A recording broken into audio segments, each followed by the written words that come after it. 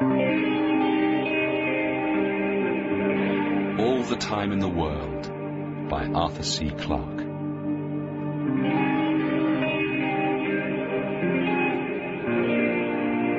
When the quiet knock came on the door, Robert Ashton surveyed the room in one swift, automatic movement.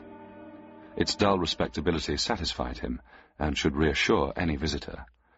Not that he had any reason to expect the police, but there was no point in taking chances. "Come in," he said, pausing only to grab Plato's dialogues from the shelf beside him. Perhaps this gesture was a little too ostentatious, but it always impressed his clients. The door opened slowly. There was the slightest acceleration of his heart, a mild and even exhilarating constriction of the chest. Of course, it couldn't possibly be a flatfoot. Someone would have tipped him off. Still, any unheralded visitor was unusual, and thus potentially dangerous. Ashton laid down the book and glanced toward the door. "What can I do for you?" He did not get up. Such courtesies belonged to a past he had buried long ago. Besides, it was a woman.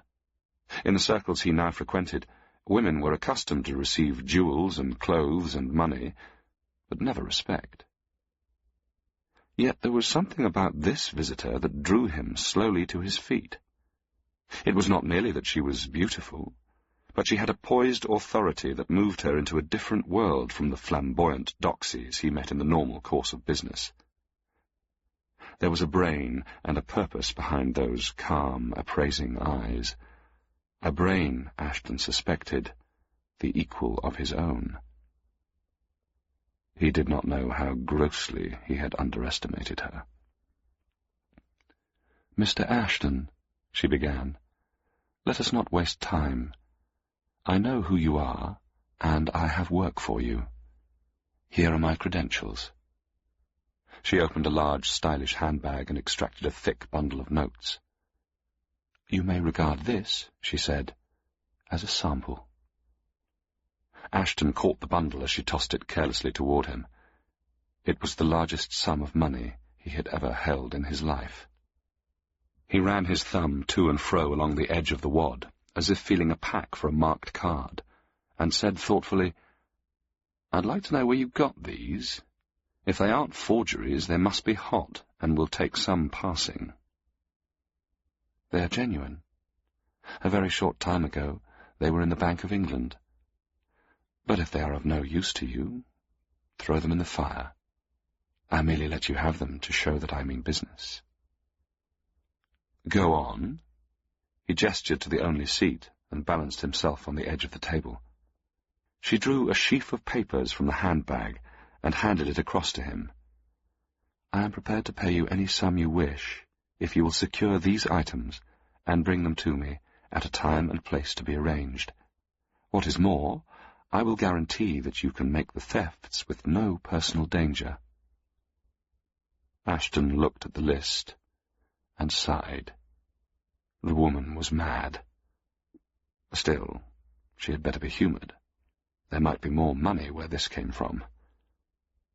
"I notice," he said mildly, "that all these items are in the British Museum, and that most of them are, quite literally, priceless. By that I mean that you could neither buy nor sell them." "I do not wish to sell them. I am a collector." "So it seems. What are you prepared to pay for these acquisitions?" "Name a figure." Ashton weighed the possibilities. He took a certain professional pride in his work, but there were some things that no amount of money could accomplish. Still, it would be amusing to see how high the bidding would go. "I think around $1,000,000 would be a very reasonable figure for this lot." "I fear you are not taking me seriously, Mr. Ashton. With your contacts, you should be able to dispose of these." There was a flash of light, and something sparkled through the air. Ashton caught the necklace before it hit the ground, and despite himself was unable to suppress a gasp of amazement. A fortune glittered through his fingers. The central diamond was the largest he had ever seen. His visitor seemed completely indifferent as he slipped the necklace into his pocket. Ashton was badly shaken. He knew she was not acting. To her, that fabulous gem was of no more value than a lump of sugar. This was madness on an unimaginable scale.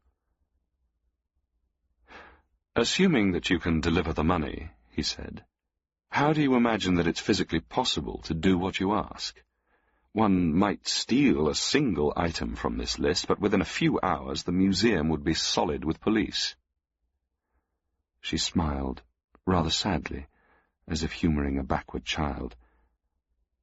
"If I show you the way," she said softly, "will you do it?"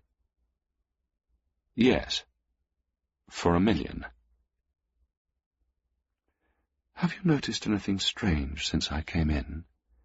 Is it not very quiet?" Ashton listened. My God, she was right. This room was never completely silent, even at night. "Go to the window." He obeyed the order and drew aside the grimy lace curtains with fingers that shook slightly, despite all attempt at control. Then he relaxed. The street was quite empty, as it often was at this time in the mid-morning. There was no traffic, and hence no reason for sound. Then he glanced down the row of dingy houses towards the shunting yard. His visitor smiled as he stiffened with the shock. "Tell me what you see, Mr. Ashton." He turned slowly, face pale. "What are you?" he gasped. "A witch?" "Don't be foolish. There is a simple explanation. It is not the world that has changed, but you." Ashton stared again at that unbelievable shunting engine, the plume of steam frozen motionless above it, as if made from cotton wool. "You are intelligent enough to realize what is happening, even if you cannot understand how it is done. Your time scale has been altered. A minute in the outer world would be a year in this room." Again she opened the handbag, and this time brought forth what appeared to be a bracelet of some silvery metal, with a series of dials and switches moulded into it. "You can call this a personal generator," she said. "With it strapped about your arm, you are invincible. You can come and go without hindrance. You can steal everything on that list and bring it to me before one of the guards in the museum has blinked an eyelid. When you have finished, you can be miles away before you switch off the field and step back into the normal world. Now, listen carefully and do exactly what I say. The field has a radius of about 7 feet, so you must keep at least that distance from any other person. Secondly, you must not switch it off again until you have completed your task, and I have given you your payment. This is most important. Now, the plan I have worked out is this." No criminal in the history of the world had ever possessed such power. It was intoxicating. Yet Ashton wondered if he would ever get used to it. His visitor had left a few minutes ahead of him, but when he stepped out onto the street, the scene was completely unchanged. Though he had prepared for it, the sensation was still unnerving. Ashton felt an impulse to hurry, as if this condition couldn't possibly last, and he had to get the job done before the gadget ran out of juice. But that, he had been assured, was impossible. In the high street, he slowed down to look at the frozen traffic, the paralyzed pedestrians. How ridiculous people looked when one saw them like this, robbed of such grace as movement could give, their mouths half open in foolish grimaces. Having to seek assistance went against the grain, but some parts of the job were too big for him to handle by himself. Besides, he could pay liberally and never notice it. The main difficulty, Ashton realized, would be to find someone who was intelligent enough not to be scared, or so stupid that he would take everything for granted. He decided to try the first possibility. Tony Marchetti's place was down a side street so close to the police station that one felt it was really carrying camouflage too far. The door of Tony's opened in his face as he approached. It was such a natural occurrence in a world where nothing was normal that it was a moment before Ashton realized its implications. Had his generator failed? He glanced hastily down the street and was reassured by the frozen tableau behind him. "Well, if it isn't Bob Ashton," said a familiar voice. "That's an odd bracelet you're wearing. I thought I had the only one." "Hello, Aram," replied Ashton. "It looks as if there's a lot going on that neither of us knows about. Have you signed up Tony, or is he still free?" "Sorry, we've a little job which will keep him busy for a while." "Don't tell me. It's at the National Gallery, or the Tate." Aram Albenkian fingered his neat goatee. "Who told you that?" he asked. "No one. But, after all, you are the crookedest art dealer in the trade, and I'm beginning to guess what's going on. Did a tall, very good-looking brunette give you that bracelet and a shopping list?" "I don't see why I should tell you, but the answer's no. It was a man." Ashton felt a momentary surprise. Then he shrugged his shoulders. "I might have guessed there'd be more than one of them. I'd like to know who's behind it." "Have you any theories?" said Albenkian guardedly. Ashton decided that it would be worth risking some loss of information to test the other's reactions. "It's obvious they're not interested in money. They have all they want, and can get more with this gadget. The woman who saw me said she was a collector." "Why do we come into the picture? What's to stop them doing the whole job themselves?" Albenkian asked. "Maybe they're frightened. Or perhaps they want our, specialized knowledge. Some of the items on my list are rather well cased in. My theory is that they're agents for a mad millionaire." It didn't hold water, and Ashton knew it, but he wanted to see which leaks Albenkian would try to plug. "My dear Ashton," said the other impatiently, holding up his wrist, "how do you explain this little thing? I know nothing about science, but even I can tell that it's beyond the wildest dreams of our technologies. There's only one conclusion to be drawn from that." "Go on." "These people are from somewhere else. Our world is being systematically looted of its treasures. You know all this stuff you read about, rockets and spaceships? Well, someone else has done it first." Ashton didn't laugh. The theory was no more fantastic than the facts. "Whoever they are," he said, "they seem to know their way around pretty well. I wonder how many teams they've got. Perhaps the Louvre and the Prado are being reconnoitred at this very minute. The world's going to have a shock before the day is out." They parted amicably enough. For a fleeting moment, Ashton thought of trying to buy over Tony, but there was no point in antagonizing Albenkian. Steve Regan would have to do. That meant walking about a mile, since, of course, any form of transport was impossible. He would die of old age before a bus completed the journey. It astonished Ashton that even such a fool as Steve could take the accelerator so calmly.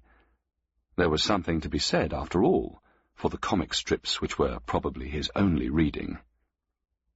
After a few words of grossly simplified explanation, Steve buckled on the spare wristlet, which, rather to Ashton's surprise, his visitor had handed over without comment. Then they set out on their long walk to the museum. Ashton, or his client, had thought of everything. They stopped once at a park bench to enjoy some sandwiches and regain their breath. When, at last, they reached the museum, neither felt any the worse for the unaccustomed exercise. They walked together through the gates, unable, despite logic, to avoid speaking in whispers, and up the wide stone steps into the entrance hall. Ashton knew his way perfectly. With whimsical humour, he displayed his reading-room ticket as they walked, at a respectful distance, past the statuesque attendants. It was a straightforward but tedious job collecting the books that had been listed. They had been chosen, it seemed, for their beauty as works of art, as much as for their literary content. The selection had been done by someone who knew his job. Had they done it themselves, Ashton wondered? Or had they bribed other experts as they were bribing him? He wondered if he would ever glimpse the full ramifications of their plot. There was a considerable amount of panel smashing to be done, but Ashton was careful not to damage any books, even the unwanted ones. Whenever he had collected enough volumes to make a comfortable load, Steve carried them out into the courtyard and dumped them on the paving stones until a small pyramid had accumulated. They were in the library for 2 hours of their time and paused for another snack before passing on to the next job. On the way, Ashton stopped for a little private business. There was a tinkle of glass as the tiny case, standing in solitary splendour, yielded up its treasure. Then the manuscript of Alice was safely tucked into Ashton's pocket. Among the antiquities, he was not quite so much at home. There were a few examples to be taken from every gallery, and sometimes it was hard to see the reasons for the choice. It was as if, and again he remembered Albenkian's words, these works of art had been selected by someone with totally alien standards. For the second time in history, the case of the Portland vase was shattered. In 5 seconds, thought Ashton, the alarms would be going all over the museum, and the whole building would be in an uproar. And in 5 seconds, he could be miles away. It was an intoxicating thought, and as he worked swiftly to complete his contract, he began to regret the price he had asked. Even now, it was not too late. He felt the quiet satisfaction of the good workman as he watched Steve carry the great silver tray of the Mildenhall treasure out into the courtyard and place it beside the now impressive pile. "That's the lot," he said. "I'll settle up at my place this evening. Now, let's get this gadget off you." They walked out into High Holborn and chose a secluded side street that had no pedestrians near it. Ashton unfastened the peculiar buckle and stepped back from his cohort, watching him freeze into immobility as he did so. Steve was vulnerable again, moving once more with all the other men in the stream of time.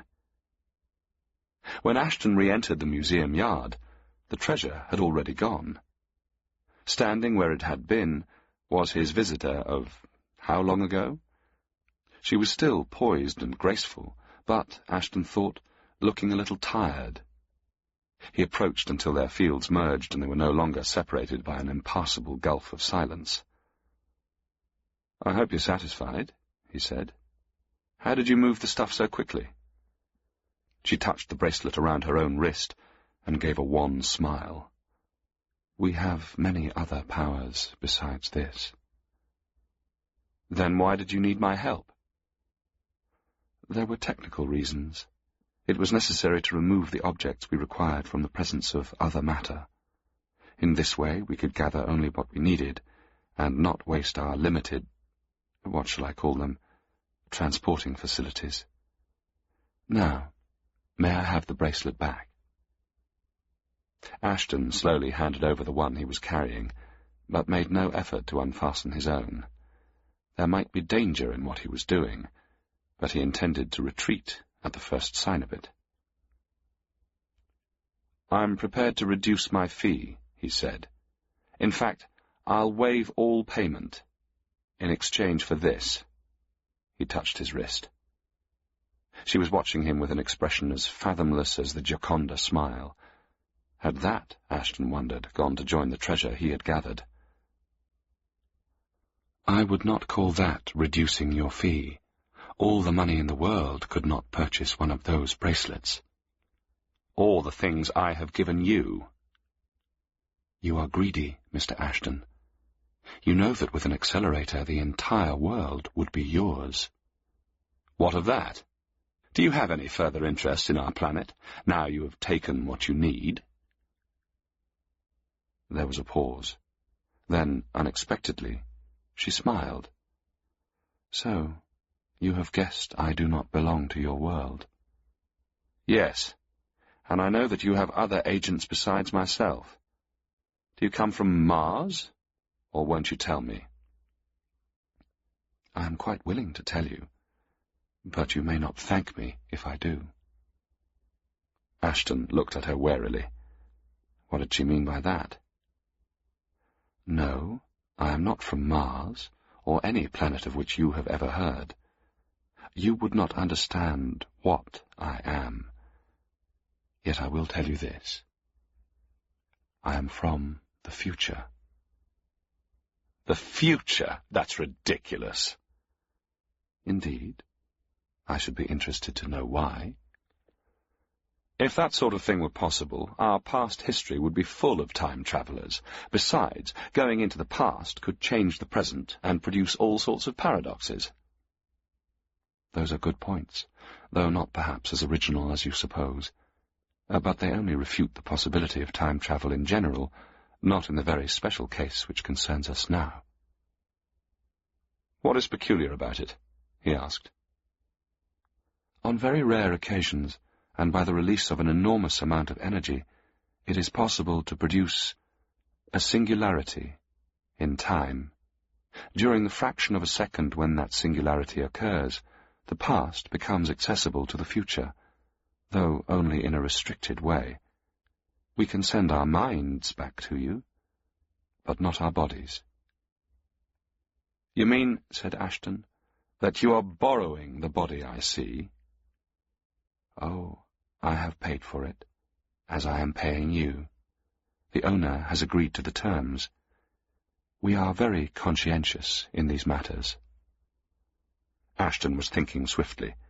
If this story was true, it gave him a definite advantage. You mean, he continued, that you have no direct control over matter and must work through human agents? Yes. Even those bracelets were made here under our mental control. She was explaining too much too readily, revealing all her weaknesses. A warning signal was flashing in the back of Ashton's mind, but he had committed himself too deeply to retreat.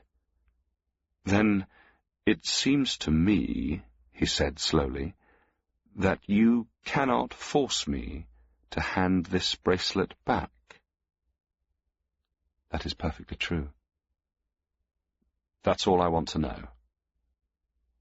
She was smiling at him now, and there was something in that smile that chilled him to the marrow. We are not vindictive, Mr. Ashton, she said quietly. What I am going to do now appeals to my sense of justice. You have asked for that bracelet. You can keep it. Now I shall tell you just how useful it will be. For a moment Ashton had a wild impulse to hand back the accelerator. She must have guessed his thoughts. No, it's too late. I insist that you keep it. And I can reassure you on one point. It won't wear out. It will last you, again that enigmatic smile, the rest of your life. Do you mind if we go for a walk, Mr. Ashton? I would like to have a last glimpse of your world before I leave it forever. She turned toward the iron gates and did not wait for a reply. Consumed by curiosity, Ashton followed. They walked in silence until they were standing among the frozen traffic of Tottenham Court Road. For a while she stood staring at the busy yet motionless crowds. Then she sighed. I cannot help feeling sorry for them, and for you. I wonder what you would have made of yourselves. What do you mean by that? Just now, Mr. Ashton, you implied that the future cannot reach back into the past, because that would alter history. A shrewd remark, but, I am afraid, irrelevant. You see, your world has no more history to alter. She pointed across the road, and Ashton turned swiftly on his heels. There was nothing there except a newsboy crouching over his pile of papers. Ashton read the crudely lettered words on the placard. Super bomb test today. The voice in his ears seemed to come from a very long way off. I told you that time travel requires an enormous release of energy. Far more than a single bomb can liberate, Mr. Ashton. But that bomb is only a trigger. She pointed to the ground beneath their feet. Do you know anything about your own planet? Probably not. Your race has learnt so little. But even your scientists have discovered that 2,000 miles down, the Earth has a dense, liquid core. That core is made of compressed matter, and it can exist in either of two stable states. Given a certain stimulus, it can change from one of those states to another, just as a seesaw can tip over at the touch of a finger. But that change, Mr. Ashton, will liberate as much energy as all the earthquakes since the beginning of your world. The oceans and the continents will fly into space. The sun will have a second asteroid belt. That cataclysm will send its echoes down the ages, and will open up to us a fraction of a second in your time. During that instant, we are trying to save what we can of your world's treasures. It is all that we can do. Even if your motives were purely selfish and completely dishonest, you have done your race a service you never intended. And now I must return to our ship, where it waits by the ruins of Earth, almost 100,000 years from now. You can keep the bracelet. The withdrawal was instantaneous. The woman suddenly froze and became one with the other statues in the silent street. He was alone. Alone. Ashton held the gleaming bracelet up before his eyes. He had made a bargain, and he must keep it. He could live out the full span of his life, at the cost of an isolation no other man had ever known. If he switched off the field, the last seconds of history would tick inexorably away. Seconds. Indeed, there was less time than that, for he knew that the bomb must already have exploded. He sat down on the edge of the pavement and began to think. There was no need to panic. He must take things calmly, without hysteria. After all, he had plenty of time. All the time in the world.